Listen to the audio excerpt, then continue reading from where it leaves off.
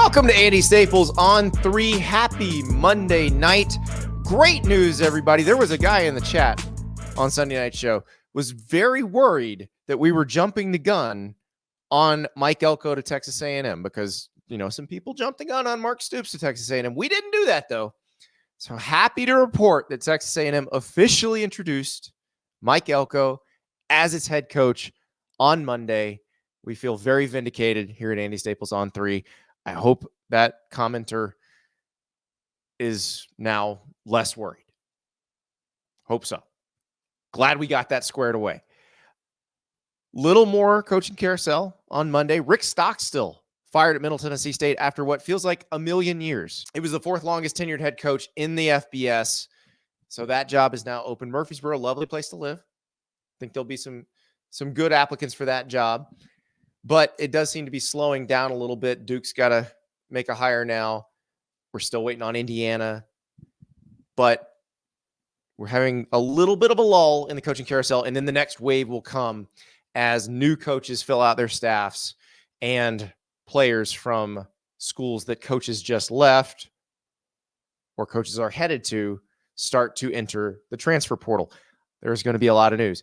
But this is a week of very important games. It's championship week, and we got a pick show for you today. Patrick Meagher, the host of Sharp Money on the Vegas Sports and Information Network, will join us to educate all of us, especially me, on what the numbers actually mean, the spreads, the totals, and what the key points are. Like when you see a line moving, where should you pay special attention? Patrick is great about that stuff, great at breaking it down. Even if you're not a gambler, he will help you better understand how this stuff works. And I do think it's important to know how it works. And I think that the spread as a way of looking at the matchups and as a way of looking at the game's history is important, whether or not you put money on the games. I think that stuff is very educational. So we'll talk to Patrick about that shortly. But first, Jim Harbaugh is back on the field this week at Michigan. Jim Harbaugh coaching the Wolverines against Iowa in the Big Ten championship game. Obviously, Michigan's a heavy favorite. They should be able to win this game. I was at Jim Harbaugh's press conference on Monday. He's very happy to be back. He's nominating Michigan men. Whole lot going on.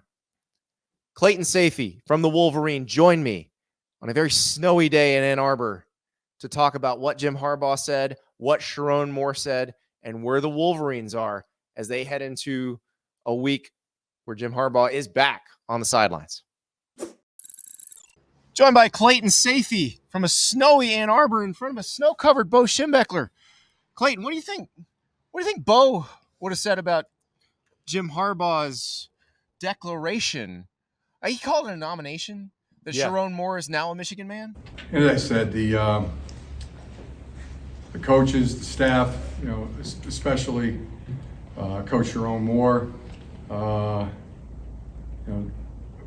called a great game, coached the offensive line, and made the decisions as the head coach. And I'm not saying that I'm in a position of granting who a Michigan man is or who isn't, or who a Michigan legend is or is not the maker of those two lists. But I have nominated people before, and I nominate Sharon Moore as a Michigan legend. He's been nominated, so someone has to confirm. Is that the Supreme Court or the Washtenaw County Court?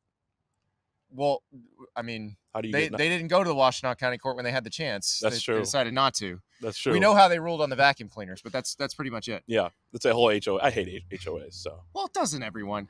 So, but it is interesting because Sharon Moore, when you think about it, his place in Michigan lore is secure. Yeah, there obviously is probably going to be some more to Sharon Moore and Michigan's story, but the fact that he, as the acting coach, beats Ohio State in the way that he did, with keeping the promise to call the most aggressive game anybody's ever seen. That, if you're going to do it, that's how you do it. So we talked after the Penn State game, and then there was the Maryland game, and there were a lot of complaints from the Michigan fans. And I even thought there were a couple of points, especially Maryland, that they called it a little bit too conservatively. And it was like, okay, Sharon's got a lot on his plate. he's the head coach. There's pressure on him. Like, he's got to win these games. That may have been a blessing in disguise, because that week when he's sitting there like, okay, we got to call it a little bit more aggressively. And it's Ohio State. Like he said on Saturday, I mean, they've been preparing for this, and they've had calls ready for this all year. I mean, you're working on stuff in fall camp that you probably have an idea is going to come for this game. So the fourth downs, I mean, absolutely massive. And you compare that with how Ryan Day called the game for Ohio State, and it was a little bit different, a little bit more. I'm not going to say scared people Ohio State fans are that I've seen on Twitter. It's I've really seen a the couple one columns. situation at the end of the half that felt that way, but everything else felt fairly normal for an Ohio State game. Sure. And I think people are kind of going back to last year when it was a little more. They thought he should have gone for a couple fourths, but regardless, the way Michigan did it, the way Sharon Moore did it, and we just talked off air about this, but when you're the guy making the call that you're going to go for fourth, and then you are the one making the play call, that could be a pretty dynamic, combo right there. Yeah, you have to make, because a lot of times when you have a more traditional situation with a head coach who makes the big picture decisions and a coordinator who then calls the plays, the head coach gives the yay or nay on the and of course the play caller has the play ready to go if the head coach says yes. Mm-hmm. But you have to make the yay or nay decision and then have the specific play ready in that situation, which he did. And there are some good play calling head coaches out there. Mike Norvell at Florida State's in position to maybe make the playoff. We've seen Lincoln Riley do it, but there's also some people who've not been able to handle both roles. Right. And it's impressive that he's been able to do it. It's just his fourth game as a head coach. Yeah. So like you said, I don't think the history's here over. I think Sharon Moore will probably be Michigan's next head coach, whether that's next year or in 5 years. Well, and let's talk about that, because Jim Harbaugh's back this week. He's going to be coaching the team on the field at the Big Ten Championship game and then beyond as they go into the rest of the postseason.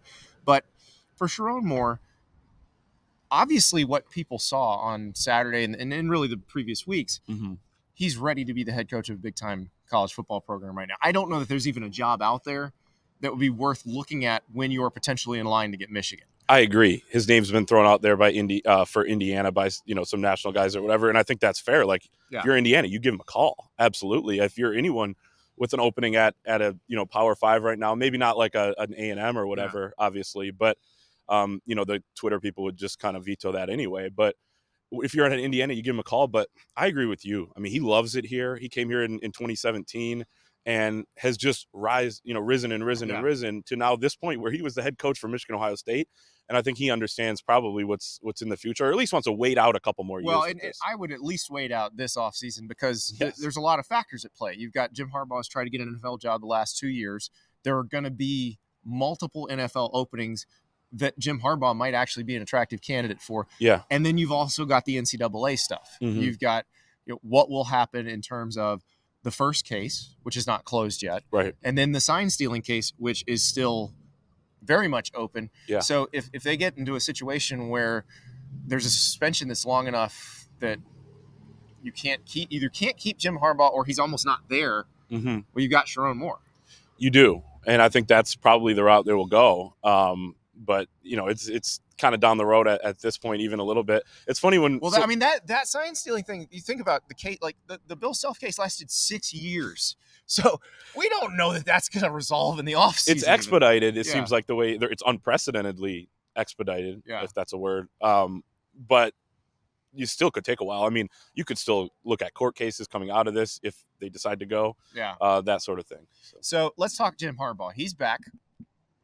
He said he never left last night. Well, yeah, but he wasn't there. Yeah, I know. He wasn't there on Saturday. He's back. But as we talked about, Sharon Moore calls the offensive plays. Yeah. Jesse Mentor calls the defensive plays. This is a person coming back to make the big picture decisions. Do you think that changes? It certainly sounded from what Jim Harbaugh said, like that Sharon Moore made big picture decisions very much how Jim Harbaugh feels like he would have made them in the same situation. Yeah. So I think Jim Harbaugh's been, especially the last few years, early on in his tenure, a little bit more conservative. And I think probably a lot of that had to do with some of the personnel not quite being yet what they wanted. But last few years, he's been aggressive. Like, I think I was saying this during the game too. I think he would have gone for those. I think they would have ran basically the same stuff. Yeah. And I've always felt that he's a very much analytically forward, when the book says go, you're going kind of person. Yeah, for sure. And when he feels like they went for 4th and 1, I think, at Wisconsin in 2021 from their own 34 on the opening drive of the game. And someone asked him after, what what made you go for that? He said, just a look in our players' eyes. So he goes off both, I think. Well, and that's what he was saying. I asked him about Sharon Moore and when in the process of getting to know Sharon Moore did he feel like he'd be ready for this? Obviously, you're never ready for what they've had in the past month or so. Right. But if you had to have someone else do it, he clearly had him in mind as the person who, and I said, what was it? And he said he trusts the players and the players trust him. And I thought you saw a perfect example of that in the first half with the 3 4th downs. No doubt. And it did feel like it was pretty obvious that he was going to tap Sharon Moore in this job. And it felt like pretty obvious what they were going to do in a lot of those situations was going to be what Jim Harbaugh would have done. And like he said, it's exactly how he would have called it. It felt like Jim Harbaugh's team on Saturday, even though he wasn't here. So they've got to play Iowa. They have to win this game to get in the college football playoff probably. They're going to be heavily favored. Yep. Do you think, though, is this the calmest week of the past month and a half? Oh, yeah. Probably feels like the most normal. We're watching the guys go into the facility behind us, but I'd imagine it feels like the most normal they've had in a while. Yeah, sounds like the NCAA, in terms of their investigation, has backed off for a little bit, which makes sense. I mean, it was Thanksgiving last week and the biggest game of the year. Now you move on, Big Ten Championship. We may not have been, if they lose that game, we were not standing here. And now it's like, okay, we can go into a regular game week. They have their coach back, and they're familiar with this spot too. Going to Indy, the first time they did this, a lot of people were asking, how are they going to come down from this emotional high? It feels more normal this year beating Ohio State, like even from a fan base perspective, talking to people. Now I think they're ready for the next challenge, and they know that 15-0 is kind of the goal. Well, and also this is their third time doing this. There are guys who've only seen this their entire career, so this becomes normal. Right. This is the new normal. You'd have to be a fifth-year senior at Michigan to have lost to Ohio State at this point. Yeah, I'm hearing a lot of that from both sides of the rivalry. And you'd have to be a fifth-year senior at Ohio State to exactly. So, it feels like they're ready to go. They're probably not going to be any surprises this week. I realize as I say that, given what's happened in the past, it's not going to age well. Yeah. So, but we'll see. It's Ann Arbor. It's snowy. Clayton Sayfie, Bo Schembechler. Blocking and tackling is what it comes down to. That's what Bo would have said. So you know what? Came down to that. Bo's right. Yeah. Bo's exactly right. And Jim Harbaugh, with the further Bo quotage, the team. Yeah. He said, "This is the team." Incredible speech. I asked about that on Saturday when some of the guys were talking about it. I mean, and they said every coach came up and gave that speech. I mean, this feels as much of like that as possible. And it seems like there are always things that go on throughout a season or whatever. But once you get to that week, last week, everybody comes together. You just want to play your role or whatever. Like if you're a Donovan Edwards, you're not going to be Blake Corum on Saturday, even though you were the legend the year before. But it seems like everyone buys in, and that's what they need the rest of the way, is everyone kind of starring in their roles as they go forward, because I think this team does have a shot to win the whole thing. Clayton, they say those who stay will be champions. I standing here, those who stay will be cold. So we're going to go get warm. It's true. We'll talk to you later. Thank you to Clayton Sayfie and the Bo Schembechler statue for that wonderful segment that I can look back upon now and be glad, because I am in the warmth again. I'm not built for cold. If you hadn't noticed that already, I'm not built for cold. Next up, we got the picks. Patrick Meagher from the Vegas Sports and Information Network joins us. But first, let me tell you about FanDuel. Go to FanDuel.com/Staples and get yourself signed up. It is the easiest way to wager on all of the games, all of the lines and the totals that we're going to talk about with Patrick. You get them from FanDuel. We'll talk about a lot of very interesting lines this week. So go to FanDuel.com/Staples. If you make a $5 winning money line bet, so basically you bet on that team to win and they win $5, you will get $150 in guaranteed bonus bets. So go to FanDuel.com/Staples. You can play full games, spread, totals, first quarter, spread and total, halftime, spread and total. These are things that matter, and Patrick's going to explain to you why they matter so much. And especially in some of these games, like the Big Ten Championship is one, that Michigan-Iowa game, we always pick the Iowa total. But the first quarter total, the first half total, those things may matter quite a bit. You may find some value in there this week. So go to FanDuel.com/Staples, get yourself signed up. Make a $5 winning money line bet and get $150 in guaranteed bonus bets at FanDuel, the best sports book in America. On to the picks. For our final pick show of the season, I've been saving this one. Patrick Meagher from the Vegas Sports and Information Network, Sharp Money. That's the show he hosts. If you have not listened in, you're missing out. And here's the deal. The reason I brought Patrick on is because he's the one who started helping me figure out how all this stuff worked. Point spreads, parlays, totals, all that stuff. Because I used to go on his show back when he worked on Mad Dog Radio at SiriusXM, and I worked on the college channel. And Patrick would bring me on because Patrick went to South Carolina, is from Michigan. We'll get into how you wound up in Columbia, but wanted to talk some college football, and he's on a channel where they're like, what about the Jets?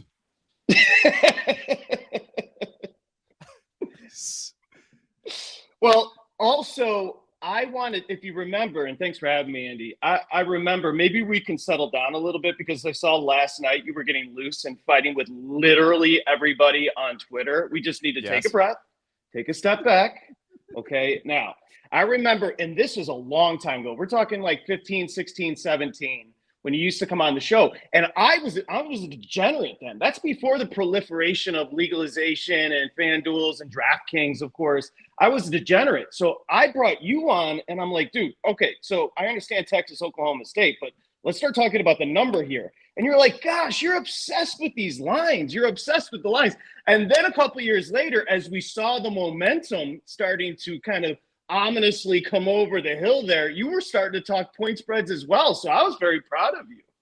Well, and the thing is, even as that was coming, and I live in a state which is kind of slow on the uptake on all this stuff, but I realized how educational it is. Like, spreads as a historical document are very interesting. How coaches perform against the spread, how particular programs perform against the spread, how a team in one particular rivalry may perform against the spread. And that's the one thing, listening to you and talking to some of the guys that you bring on, like, it's interesting how history matters with this stuff, even as the people change. Let's use an example. And so much about sports betting is it's a puzzle, and it comes down to the number and betting the right number. Timing, I always say timing, Andy, and temperament. Timing the market, and temperament, not to get too crazy when you go on a losing streak. We call it going on tilt. You don't want to get crazy and start chasing cash. So timing and temperament. But also, I always joke with people like you who know more about the sport than I'll ever know. Oftentimes, those are the worst bettors because there's paralysis and knowing too much about these teams. It's almost suggestive. Like, you and I would always fight about the head coaches. Just, people understand that Andy Staples on 3. He has relationships with all these dudes. Now, he has to keep a separation there, but there's a relationship. So sometimes you can fall into a suggestive trap. Let's use 2 games as an example for championship week to kind of start with the number. You do realize that Oregon, of course, in Washington, Allegiant Stadium on Friday night, you do realize that number's up to 9.5. I do. And it's this been number. It was a 6.5 4 weeks ago when they started putting out preliminaries. This number closed at Washington. This number closed 3. And of course, Washington won by 3. And we can talk about how we got here. I was talking weeks ago, maybe a month ago, because we could kind of see this coming, potentially a rematch in the Pac-12 championship game. And I think everybody wanted it because most people have Georgia and Oregon as their 2 best in the country. And then we can start talking about Michigan and Washington and Texas. But this game in particular, I was talking to a guy that runs a book in Vegas. And I said, if these 2 teams were to play again, what would you make the number? And he said, honestly, I'm going to make it a touchdown. And I said, you lost your freaking mind. You're going to make this a touchdown? There's no chance. Not only is it a touchdown, we're almost to doubles. That's an insane overcorrection. That's a 12.5 point overcorrection or correction from where we sat October 13th when they played at Washington. That's a ridiculous line move. So let's talk about this game, though, because if we've been watching the teams play since they played, Washington has lived dangerously practically every week. Oregon has just routed everybody they've played. And I feel like that's where everybody's coming from, that they feel like, okay, there were these 3 4th down plays in this game. If Oregon gets any one of those, they win the game. And so if they play again on a neutral site and everything else is equal, they're probably going to get one of those. But then that doesn't explain the line because they still wouldn't cover this number. No, I'm going to tell you right now, before we even talk about the analysis, I will be taking the 9.5. Now, I'm looking at the market, and I have a live screen while we're doing the show. I'm looking at the market right now, and we call it blanket. So everybody's sitting 9.5. DraftKings yesterday was sitting 9. I think we might see a 10. Understand, when betting, there are key numbers. 3 is the key number when betting. The probability of these games landing on 3 is higher than any other number. That goes both for college and the NFL. And then you get to 7, then you get to 6, then you get to up to 10s. Okay. And I'm looking right now. I think we could see a 10 in this matchup, which is ludicrous. At that point, it's principle. I'm betting the number. Okay. We can talk about Washington being outgained by Washington State and outgained by Oregon State and giving up 5-15 to USC. 18-0 their last 19. Last year, they went to Eugene and beat Oregon when Oregon was ranked 6th, 37-34. Oh, by the way, Washington, and I don't know how they're doing it, Andy. Okay, they're pulling it out of their whatever, but they beat Texas in the bowl game last year. DeBoer is a hell of a coach. There is no chance I'm laying almost doubles with Oregon in this matchup. And I think Oregon's the better team. Be clear. Yeah. Well, and this is what I keep coming back to with Washington and Oregon is I almost don't care what's happened in between. I picked Oregon the first time around because I thought Oregon was the better team. I still think Oregon is the better team. But I'm a big styles make fights guy, and I feel like Washington can still score on Oregon just like they did last time. I think Oregon can win this game, but I have a hard time buying winning by double digits. Like that 100%. That's tough. So I'm with you. I think Oregon's going to win the Pac-12. I think Oregon is going to make the playoff. I think Washington's going to cover. 100%. There's no and I want to use Georgia after we get done with this one. I want to use Georgia and Alabama just because the contrast or juxtaposition of the number, if you don't mind, after this game. But let's stick on this game just for a little bit. I mean, it's ridiculous. When the bookmaker told me he was going to lay 7 with Oregon in a rematch. Now, this is a month and a half ago. Ridiculous. I assumed it would be 4.5 Oregon, just to give you an idea. Now, that's not my true number. My assumption was this game was going to be 4.5, 5. To almost be sitting 10 right now, that's a disrespect that I haven't seen in a while. You want to take a stab at the total? Right now, we're looking at 67 on the total. Of course, 69 points were scored in October. I actually do like the first half over. The first half total is 33.5. Remember, in that matchup earlier this year, they slowed down in the second half as far as scoring. Well, so have the matchups since then. Like you go back to Washington, Utah. Washington gives up a ton of points in the first half. Utah doesn't even score in the second half. Like it definitely feels like Washington's defense settles in and figures some stuff out. I do think there's a little bit, and again, we all love Lanning. I know you love Lanning. There's no reason to believe the guy's not going to be a superstar. And by the way, I think he's going to stay at Oregon. But the coaching advantage is DeBoer. DeBoer, and if you can discuss this, I'm sure you talked about it here on 3. That was the difference for a lot of people. The in-game decisions in October, it felt like Lanning tightened up a bit. DeBoer's not going to tighten up. If DeBoer went for it on 4th and short on his own 29 just this past Saturday. Like, he's got a good feel of his team. But remember, the first game was Lanning going for it on 4th down 3 times and not getting it any of the 3. And again, any one of those they win, especially the last one. The last one they just take knees if they get it. If I'm Lanning, I would do the same thing over again, and they're going to win this time if they do that. Like they're not going to go 0 for 6 in those situations across 2 games. It's not going to happen. So, but you brought me on to talk about betting, and all I'm trying to tell you is I think Oregon's the better team, and I think Oregon wins this football game. I think they win. So I'm looking at potentially getting 10 points. So again, it'll be interesting because when these numbers open, they get manipulated. And so by the time, and most of the public, Andy, 90% of the public is going to bet 5 minutes before this game kicks off on Friday. It'll just be interesting as we sit here on a Monday, how the number gets manipulated up until Friday. It'll be fascinating because it'll go up, it'll go down. Yep. I'll be curious. As soon as it hits 10, sharp money, the sharp bettors, professional bettors will immediately buy it. And that means they'll immediately start betting Washington, and then it'll drop back down to 9.5. That's why timing is so important here. And this is why I had you on. Now, the other reason I had you on is to talk about games like New Mexico State and Liberty in the Conference USA Championship game. No, I will tell you right now, there are a few people out there who maybe have watched these teams play quite a bit.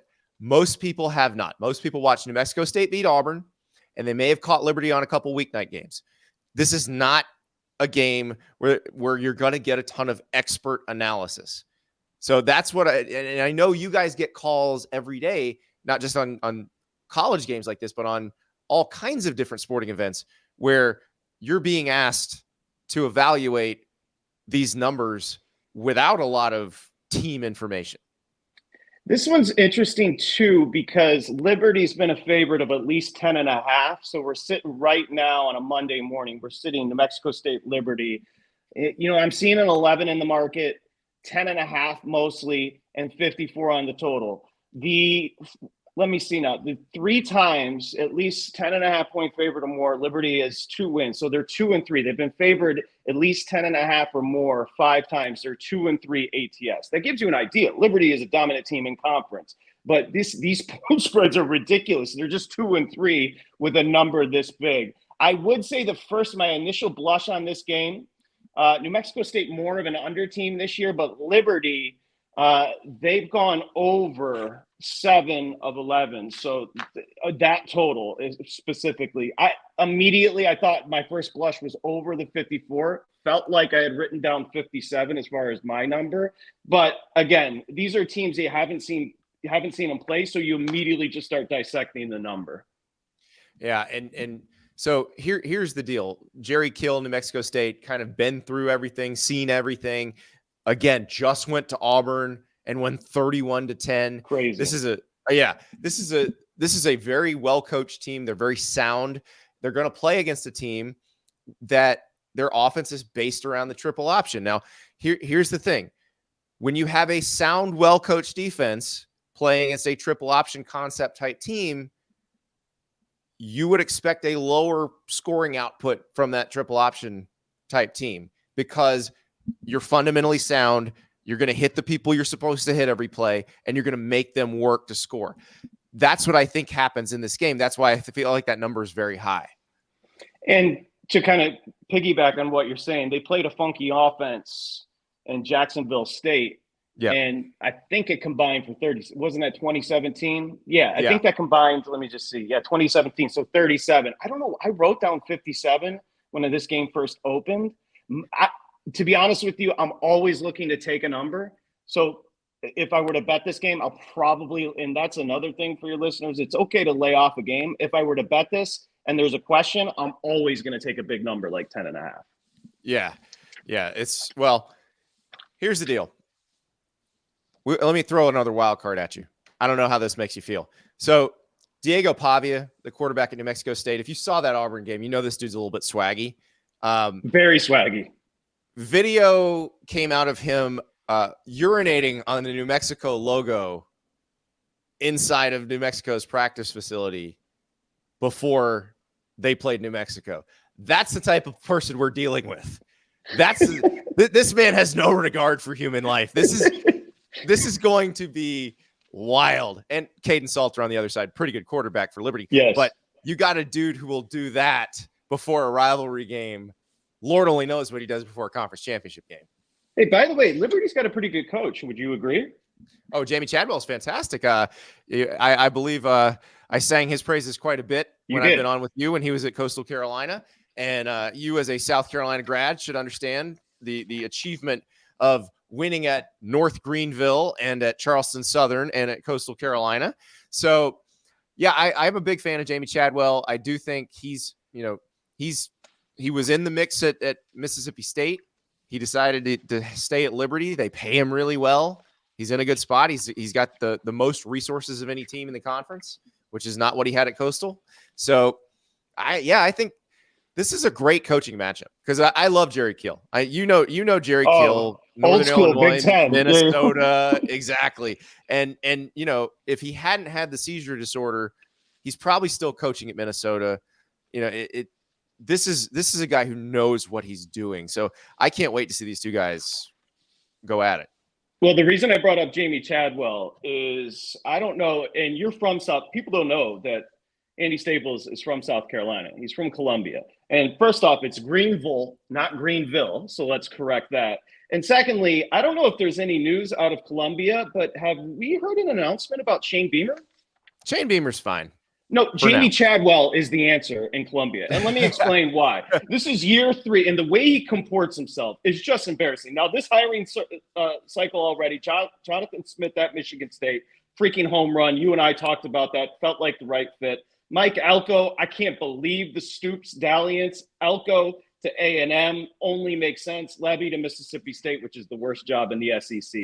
Beamer, year 3, 5-7.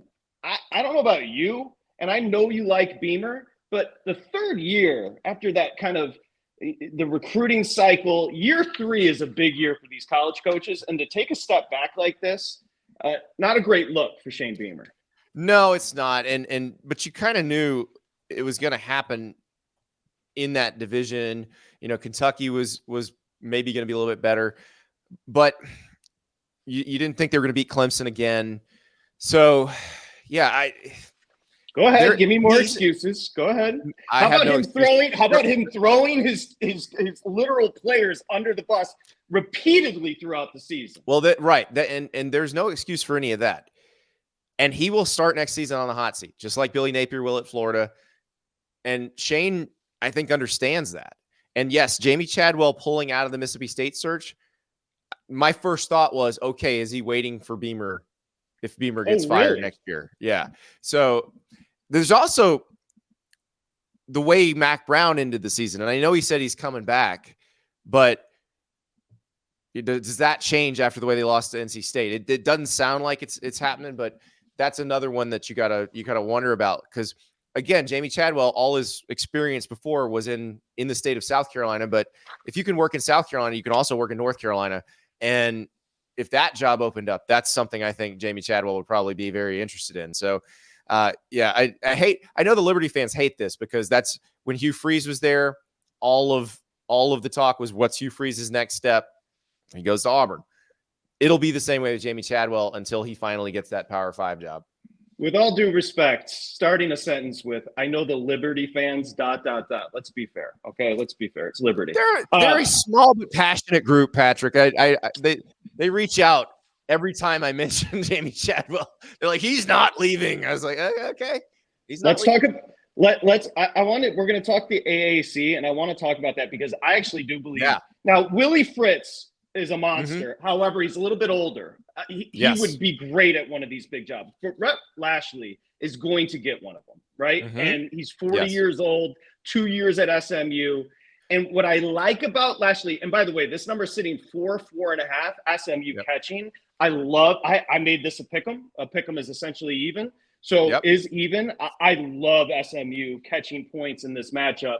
Now, again, whether or not Preston Stone goes injured against Navy, that's a question. But Kevin Jennings, who filled in, actually played pretty well this year when he did in some spot times. Now, here's the thing about Lashley. You think about him as an offensive guy. They're 8-0 in conference. The key to SMU this year, Andy, has been their defense. They have an elite secondary, also a great pass rush. And Tulane, while a running team last year, obviously Tyjae Spears, Michael Pratt's very good. He's not good when he's pressured. And this will be by far the best pass rush that Pratt faces this year. And two of his best weapons didn't play last week, that being Keys and Jackson. So I'm not sure why this number. I'm guessing it's the quarterback questions for SMU. But as I look right now, just to give you an idea on the market, we can take a look, and it's sitting still, I think 4.5. I love SMU in this spot. Yeah, it's 4 right now. DraftKings. Yeah. And if you look at SMU, they played tough in Norman. that game was never all that close, but they never let it get out of control, did not let Oklahoma explode on them. I don't know how they lost to TCU looking back, but they've won every game since then. And they've definitely been scoring in bunches. So I like this too. By the way, I don't know if I ever made clear who I'm picking in the Conference USA Championship game. I'm gonna take New Mexico State to cover. I think Liberty still wins, but I'll take New Mexico State to cover in that one. Yeah, that's a layoff for me. But like I said, if I had to pick it, I'd take the 10.5. For some reason, my number was high as far as the over/under. We call them totals. That was high for me. But I think the funky offense angle from you is a good job. Do you like the SMU play here? I like it. Pick them. I do, because here's the thing with Tulane. Until that UTSA game, Tulane had been living fairly dangerously the last few, and like playing close games against teams like East Carolina.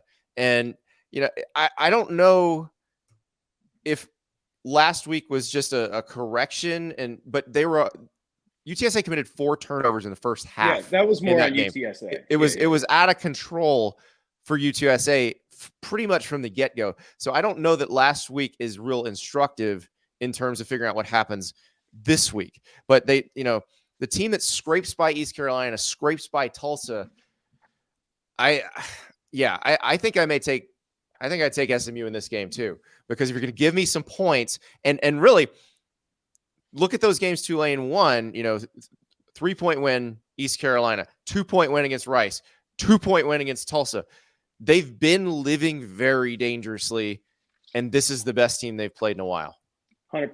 It's going to be the best pass rush, best secondary they've played. And I like Pratt, but I think he struggles against this defense. And that's the thing with Lashley. You know, it's funny. We're talking about these coaches.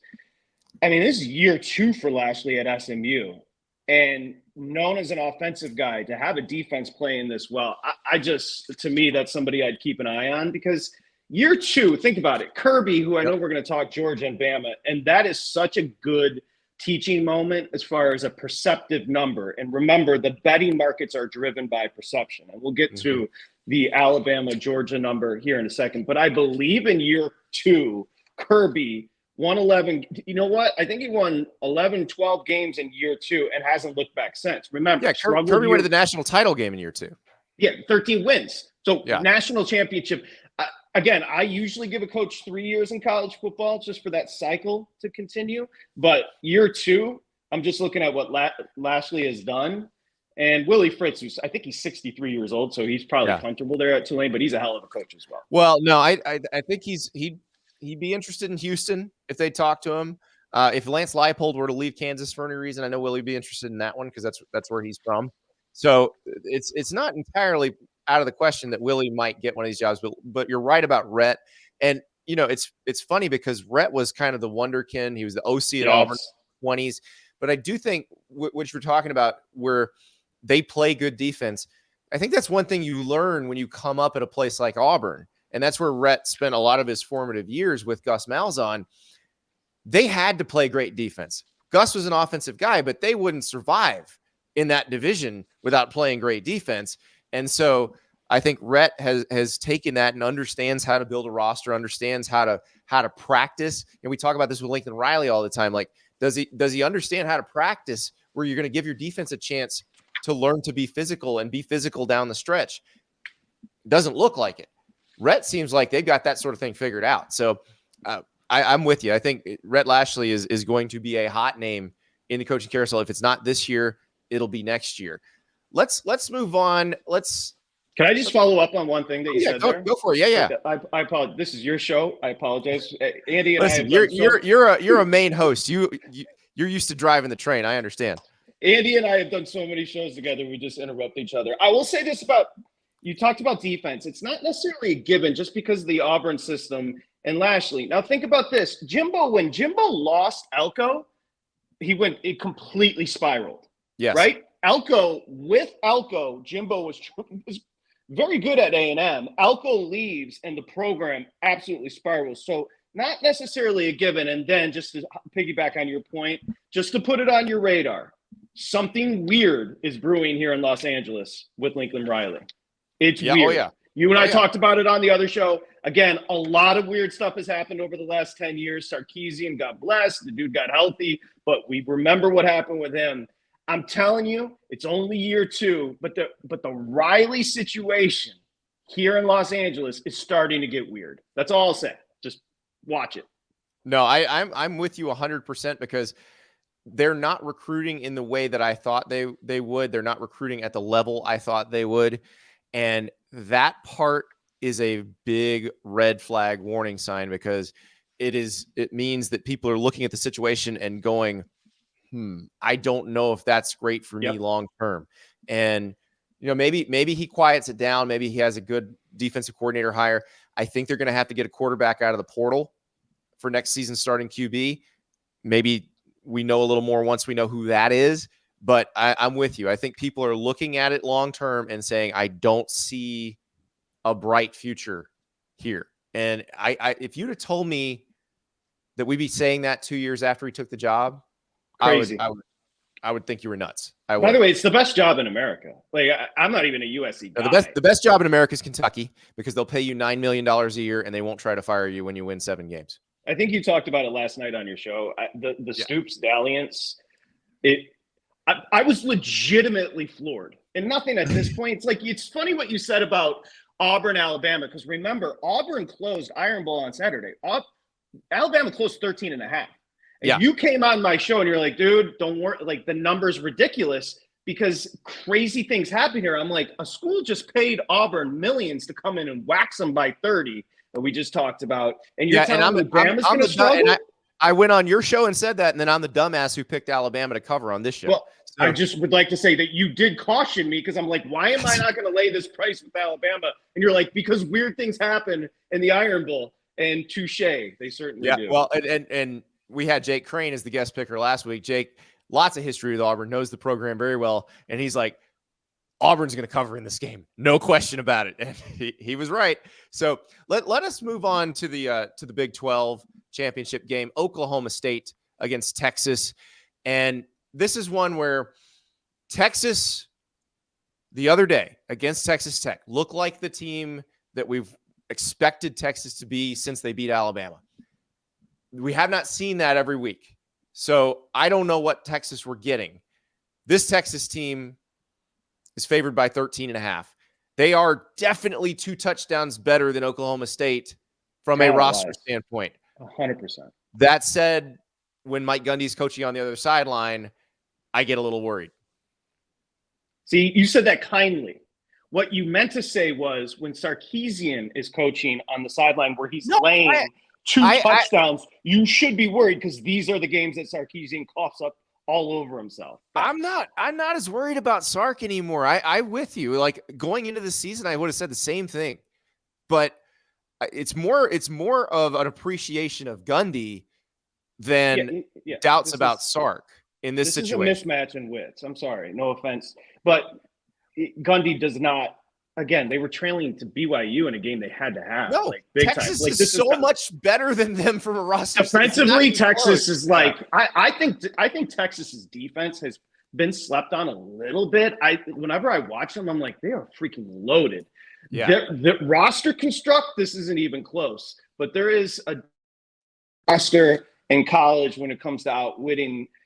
Right now, the number's 14. Wow, bet up to 14. So, see, here's what happens, and just a quick one. If it's sitting 13.5 and then it moves to 14 for a better where I'm just betting numbers, all of a sudden that makes me think completely differently. Like, I'll take 14 with Oklahoma State. I'll probably start looking into the prop market or halftimes or different types of bets if it's sitting 13.5. Does it make sense? Because that's a key number of 14. So I will take because teams Oklahoma win State by 14 because that's 2 touchdowns and 2 extra points. It comes down to probability. I mean, you go 3 again with the key numbers. So right now, if I can get a 14, now if you can get a 14.5, which I do see in the market, you can find a 13.5. So if you want to lay with Texas, go ahead and lay the 13.5, and you can find a 14.5. We always talk about having multiple outs. That just simply means having opportunities to get money down at different books. You want to take the 14.5 with Oklahoma State. So that's what I would do. Take 14.5. FanDuel is our sponsor, and they're at 13.5 right now. And so if I have the opportunity to take Texas at 13.5, I am going to take Texas at 13.5 because I don't know that the Texas Tech game necessarily was a representation of Texas has found itself. They are going to be this team for the rest of the way. But I do know that when Texas is properly motivated and when they play as well as they can play, they can beat any team in the country. Like, it's funny because we're so used to these years where there's nobody out there that can beat Georgia or Alabama or whoever it is we're talking about at the top. Texas can beat every team that it might see in the playoff if it makes the playoff on the right day. It can also lose to all of them. But that's why I think if these guys are truly ready to take that next step, they will thump Oklahoma State and put the best case scenario forward for the committee to figure out if they're going to make the playoff or not. Because remember, they need style points. They're not in if they win. Well, we can talk about the one-loss conference champs, that being Bama and Texas, if they both were to win. But I will say this. If you're talking about Texas and just the disparity in talent in Oklahoma State, well, how about BYU? When Ollie Gordon ran that touchdown in, I think there was less than a minute to go there. BYU came down and kicked a field goal to force overtime. Correct. If BYU in Stillwater, if BYU is moving the ball in a big-time leverage spot like that, what's Texas going to do? Again, it's a mismatch in coaching. I'll say you don't have did at the start, to be fair. So Gundy, but this is talent-wise, Texas is right there with anybody in the country, which brings us to what you just said. If Bama were to win, and I know you talked about this last night, but if Bama and Texas were to both win, that it becomes fascinating. It really does. Yeah. Because if the favorites went out, it's going to be Georgia, Michigan, Oregon, Washington winner in Texas. That's what's going to happen. But if Bama wins, it becomes fascinating. It does. It does, because all of a sudden you have the head-to-head win from Texas in Tuscaloosa. You have two teams with the same record. And then it's not just the Alabama and Texas piece of that if Alabama wins. It's Georgia as well, because all of a sudden everybody's still getting compared to 12-1 Georgia. And guess what your friends in the desert are going to think? They still think 12-1 Georgia can beat everybody in the playoff. They'd be favored over everybody. Yeah. So that's where it gets very complicated. And we'll talk about that in a minute when we get to the SEC Championship game. But before we do that, we'll be back with more Patrick Meagher and more picks. But first, let me tell you about Rhoback. As you see, I am wearing my black performance hoodie. I've told you a million times, the Rhoback performance hoodie is the most comfortable piece of clothing known to man. It feels like second skin at this point. But I got to tell you, here in Michigan, very cold. I've been looking on Rhoback.com. That's RHOBACK.com at the Summit Fleece Pullover. It looks like you're wearing a hug. I need one of these things. You know what? I may go to Rhoback.com and use that promo code STAPLES to get 20% off my order, because I think I need that Rhoback performance fleece. It looks like it would be amazing to wear in weather like you saw me and Clayton Sayfie in earlier today. That is exactly what it was designed for. So go to Rhoback.com. Polos, hoodies, Q-zips, fleeces, joggers, shorts. Probably not shorts right now. Joggers. They got it all. And it's the most comfortable clothing you will ever put on your body. Rhoback.com, RHOBACK.com. Use that promo code STAPLES for 20% off your first order. I want to go to the ACC, because that's a game where if Florida State wins this game, and as long as Georgia beats Alabama and doesn't cause that crazy scenario we were just talking about, Florida State will get into the playoff as a 13-0 team. They're going to get in as a 13-0 team. But are they going to win this game? We saw Tate Rodemaker once in a start, and that was against Florida, and it was much tighter than it should have been. We saw Louisville throw up all over themselves against Kentucky, and you kind of wonder, were they looking ahead to this? I think you get a better version of Louisville than we saw on Saturday, but I also think you're going to get a better version of Florida State now that they've had a full game, Norvell calling plays for Rodemaker to figure out what they do best. Need I remind you, and as we sit here today, so again, this market could get manipulated. Louisville, Florida coming up on Saturday. So FanDuel showing 3.5, Florida State 3.5. DraftKings, for example, is showing Florida State 3. The distinction between that toggled number of 3 and 3.5 for bettors, understand the key number is 3. So we'll start there. But you have to remember the original purge for Jeff Brom, and this is what Brom does. Brom loses games he should, and he wins games he shouldn't as well. The original purge was when he went to Pitt and threw up all over himself, and that team lost to Pitt. Pitt is terrible, no offense. But going to Pitt with everything to play for, because Louisville is one of the faster teams I've watched this year. I'll just say that. As far as speed, they're ridiculous. Good pass they should rush. Be. Yes. Well, it's actually quite a balanced team.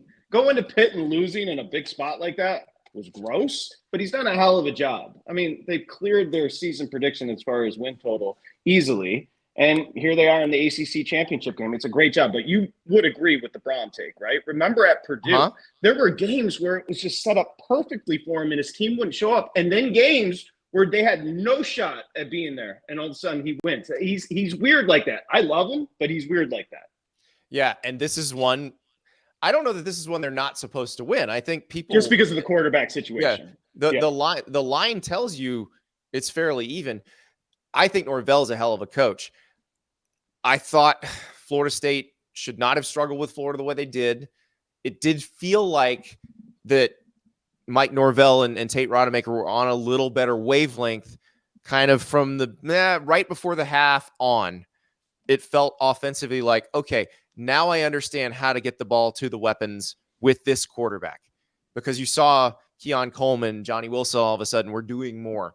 So I don't know that Louisville has any answer for those receivers other than Gillott and Krieger hitting Rodemaker over and over. And if they can do that, then this will be a very interesting game.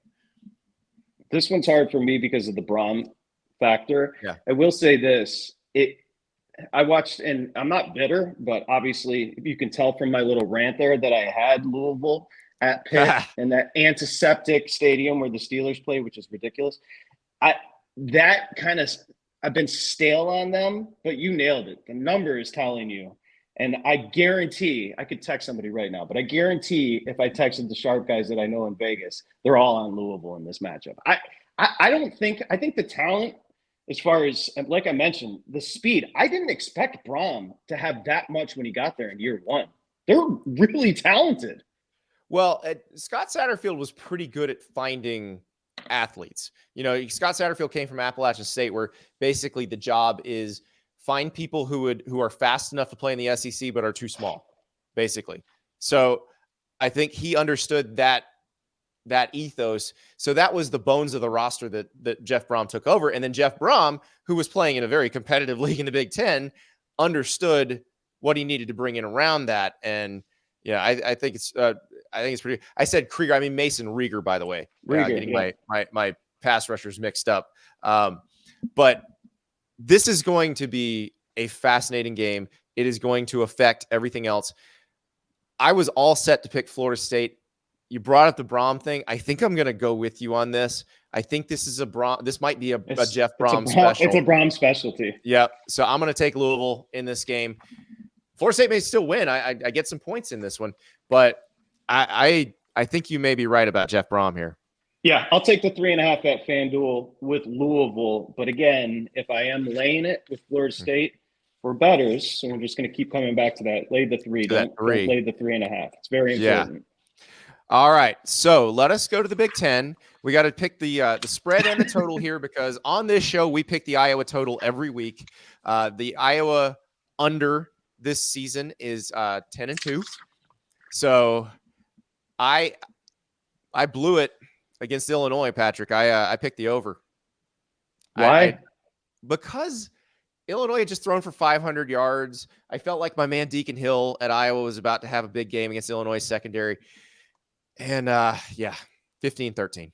So this one right now, Michigan, Iowa is sitting 23 as far as the side. The total is 35.5. Just for perspective, Michigan scores 38.3 a game. Okay, just to give you an idea of what we're dealing with here. This is a mismatch. Now, Iowa's going to find out next year how tough the Big Ten is when legit teams start getting involved in their division? Are they still going to do this wacky divisions moving forward? When it's no division. Thank God. That drives me freaking crazy. Do you remember in 2021 the Big Ten championship game? What happened? This was Iowa v. Michigan. Yeah, it was a blowout. And this is where I'm going with this, with the spread and with the total. So the total's 35.5. So Michigan favored by 22.5 at FanDuel, 23 in some other places. What we're talking about is a 29-6 game. That is what we're talking about. Michigan, I think, is going to score more than that. I think here's what happens with Iowa. Iowa's defense is great. It is incredibly well coached by Phil Parker. They don't have an abundance of special athletes. They did have one really great one in Cooper DeJean, who is out after getting hurt at practice a couple weeks ago. The problem when they play teams that have some special athletes, or in Michigan's case, a lot of special athletes, it's totally different. Being in the right place doesn't matter when you just get beat by a better player. And so when you're playing against Wisconsin, when you're playing against Nebraska, being in the right place is all you got to be. But against Ohio State or against Michigan, sometimes it doesn't matter if you're in the right place. You just get beat. So 2021, Michigan closed 12. They were laying 12. They beat up on Iowa 42-3. That offense in 21 of Iowa was freaking prolific compared to this offense. Remember, that offense, they went to College Park. They went to Maryland and dropped 51 on them. This team. Well, there were pick sixes in that game. So okay. To be fair, look up and down that season. They were a much better offense. So I'm just contextualizing. If you're nervous about the 23 and a half, you have to start breaking this down from a betting perspective in quarters and halves. What will Michigan do? Because this is not about the Big Ten championship game for Michigan. This is about redemption once they get to the Final Four. Are they going to be the villain? The story that everybody's trying to build and the Great Lakes State. This has not, like, they're going to beat Iowa. Now, the question is, what do you do with this from a betting perspective? I'll tell you what I'm going to do. I'm going to bet the first quarter. I'm going to lay 5.5 with Michigan in the first quarter. I think this is a half. I think this game comes down to the first half. I'll tell you what the half line is. You want to take a stab at that just for fun, just for practice? So the game total is, the game line is 23.5. You want to take a stab at the first half line? Michigan by 13. You generally just cut it in half. It's 13.5 Michigan. The first quarter line is 5.5. What I do is expect Michigan, who's overwhelmingly better, that run game is going to be fine against Iowa. I'd expect them to jump out to an early lead. You can see this going to, obviously, the second quarter, Michigan up 7-0, Michigan up 10-0. Iowa's not going to score. Well, right. It's not just Iowa's not going to score. Here's where the total comes in for me. Whether it's, whether it's the total or first half total, or even a first half or first quarter spread, is, are they going to force Iowa to throw an interception that gives Michigan the ball on the Iowa 6-yard line? Like, are they going to give Michigan some cheap, easy points? That's the question. And that's really what this comes down to. If they give Michigan cheap, easy points, it goes over, Michigan covers, and all of your props hit. If they don't, if they somehow the ball does not end up in Michigan's hands and Torrey Taylor gets to punt it, then maybe your under hits. Maybe. Well, let me ask you this. What was the difference between Michigan and Ohio State? It's very simple. It's 2 interceptions in special teams. Correct. Ohio State's terrible. That's what I'm worried about. So I'm going to take Michigan to cover, and I am going to take the over in this game. I'm sorry, I'm laughing because we're laying 23.5 in a championship game. Iowa, would you please get the hell out of the way? Okay, that number closed. That number, Staples, closed 25.5 Iowa, Nebraska. You know what it did? Yeah. Stayed under 13-10. Unbelievable. I know. 25.5 is a historically low number. Well, 35.5. I'm still going to go under. I'm sorry, because Michigan is absolutely they're going to be just like the Dallas Cowboys. They're going to be eating chicken on the sidelines in the fourth quarter. It was turkey. Same thing. Stashed in the Salvation Army kettle. Dude, you know what's so classic about the disrespect to put forethought into the disrespect, to put forethought into the blowout was the Dallas Cowboys. And then Del Rio got canned the next day. But anywho, I go under. I'd also lay it. But again, I'm looking for an alternative here. So I'll lay the 5.5 in the first quarter with Michigan as well. Let us go to the most interesting game of the weekend, the one that a certain result will give the whole world a shakeup. It'll be like shaking the snow globe. Alabama, Georgia. Oh, really? I didn't realize we were going to talk about that one. Oh, yeah. So Georgia favored by 5.5. This one is so fascinating to me, Patrick, because of what happened 2 years ago. Alabama 2 years ago, coming off a 4 overtime game against a pretty blah Auburn team, goes in against a Georgia team that was better than Alabama. Objectively speaking, Georgia was definitely better that year. And they proved it. Right. Eventually. They didn't prove it in Atlanta because that's Alabama true. Beat Georgia pretty handily in Atlanta that year. This Georgia team, not as dominant defensively as that Georgia team. I think probably a little better offensively than that Georgia group. This Alabama team does not have a Heisman Trophy winner at quarterback, but they do have, I think, a very good secondary. I think a defense that can make some stuff happen. And that's the question. Is Carson Beck still throwing darts against Alabama's defense the way he was against the Ole Miss defense, the way he was against the Tennessee defense? Because if he is, I don't know that Alabama has much of a chance here. But if Alabama can disrupt him somewhat, then we got something interesting going. So let's start with 2021 in Atlanta, right where you started. We'll start there, then we'll move forward to this year's number. So you remember, Bama beat up on Georgia 41-24. Georgia was laying 6 in that game, Andy. Mm-hmm. So Saban is 4-1 against Smart. This number, let me ask you a question. Georgia, Alabama this year. Georgia, who's won 45 of 46 games, their last loss was in 21 in that championship game, which we discussed. Yes, Bama has won 10 straight after the loss to Texas. This number is hilarious. It's 5. FanDuel, your book is showing 5.5 right now. Let me ask you this. Why is Georgia only laying 5.5 points, yet Oregon is laying close to 10 against Washington, who hasn't lost in 19 games? Think about that. It's perception. The public loves to bet Nick Saban. The public loves to bet teams they know, teams they care about. And Georgia obviously is one of them. But this is a perception game. This number is way too short. Georgia is absolutely beat up on Alabama. Don't look at the last game against Georgia Tech. Remember, McConkey didn't play. Rob Thomas didn't play. Brock Bowers didn't play. And that was Carson Beck's worst game of the year. I think he's going to It's amazing when you take your 3 best receivers off the field. I would say, I was going to ask you, those have got to be their 3 best offensive players, right? McIntosh maybe, but this is Bama's least dynamic team in a decade. Well, yeah, Dijon Edwards, Dylan Bell, but yeah, I think you're right about that.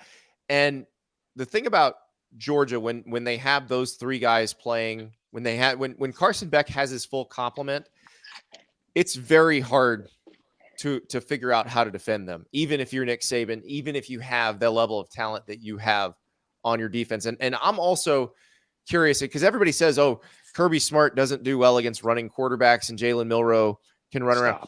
Jalen Milroe is never going to have the amount of time that he had on the Gravedigger play at the end of the Auburn game. He will never have that long to throw. And you have to get after him if you're Georgia.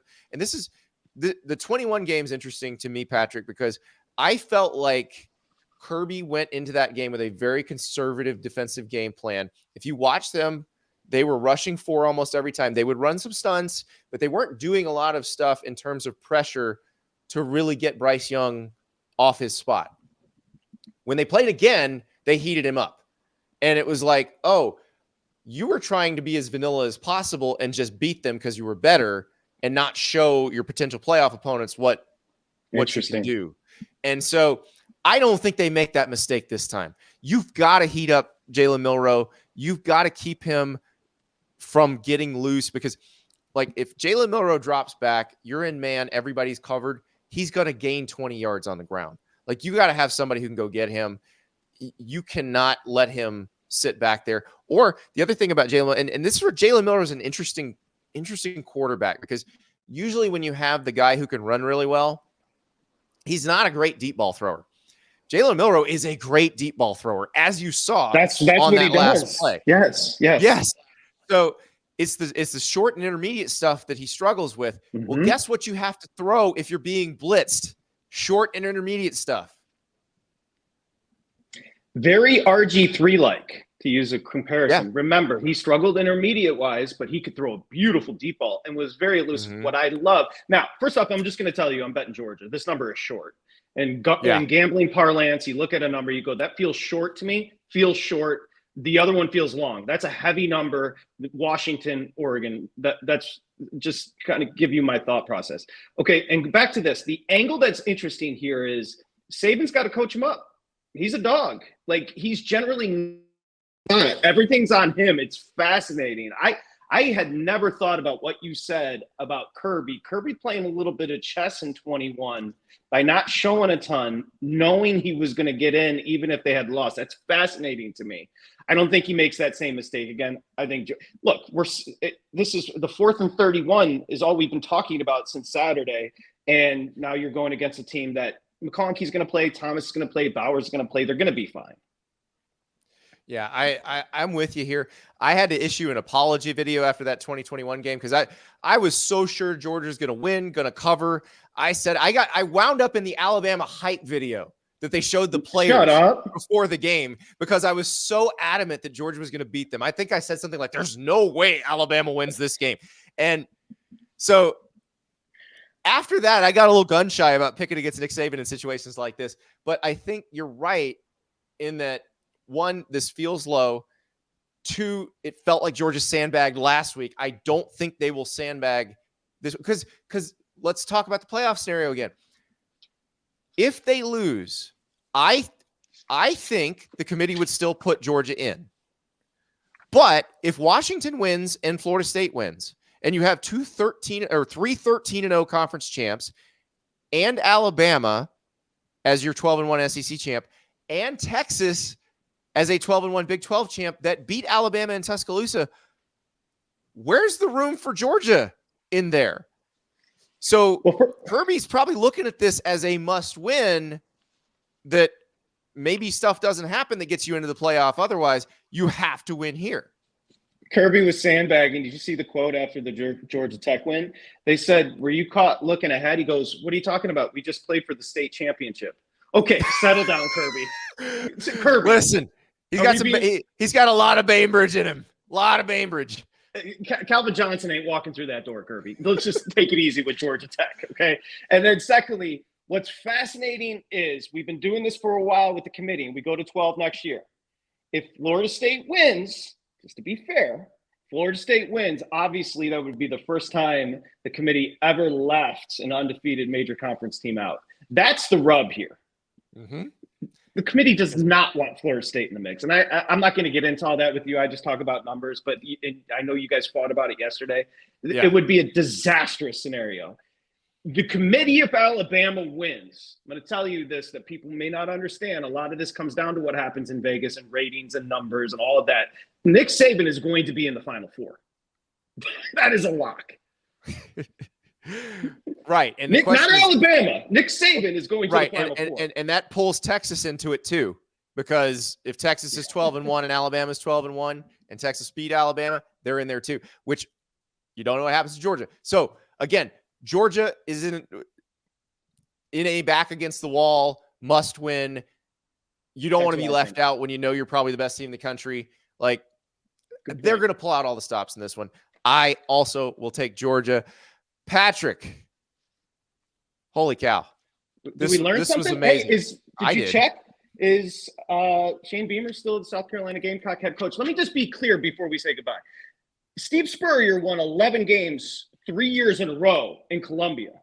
Mm-hmm. You can win there. That's all. That's all. Well, I will point this out. I say this a lot, and I've actually said this to him. The coaching job Steve Spurrier did at South Carolina is better than the coaching job he did at Florida. And he was amazing at Florida. Yeah. South Carolina means nothing on the college football map. Literally nothing. And they've continued to mean nothing after Steve Spurrier left. Well, we'll find out. I am very confident that Shane Beamer will be your alma mater's coach next year.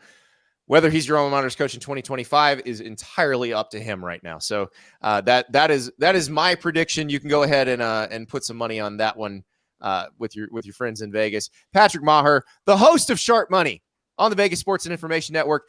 He's a close personal friend of Brent Musburger's, which makes him awesome. That's right. Thank you, Patrick. Thanks for having me. Appreciate it, Andy.